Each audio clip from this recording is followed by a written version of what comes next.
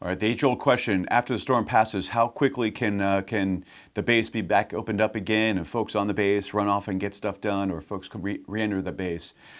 Here's the thing: having gone through in the last couple of years, Ian and Nicole and Adalia, and then Matthew and Irma many years ago, this is what always happens. After the storm passes, the sun comes out, and it's absolutely beautiful. Just because the weather drastically changes doesn't mean the safety level has changed, right? So when we're in Core 1, there's a reason for that, because we're expecting onset of heavy winds and potential tide changes and flooding within the installation. So afterwards, we got to make sure our teams have time to get out and do a proper assessment throughout the installation. What we can't have is down power lines and not know about it.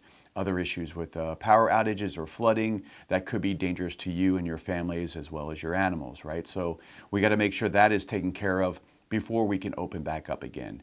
We don't have to open back up the same way we walked it down. We'll start with Core 5 and come all the way down Condition Readiness 4 to 3 to 2 to 1. We don't have to go through that process. It will generally go from a Core 1 back to a Core 5 position again, but it does take time. So I ask in advance your patience for that, because I do realize the weather will look quite nice afterwards, but the risks are still out there. So we need to do a full assessment of the installation. That's what we'll do. We have the installation already mapped out in zones, and we'll attack it as best we can, but it does take some time, and then we'll get the clearance of that, and we'll open up the installation again to our Core 5 readiness, which then means that the front gates open back up, and we'll be ready for business the next operating day.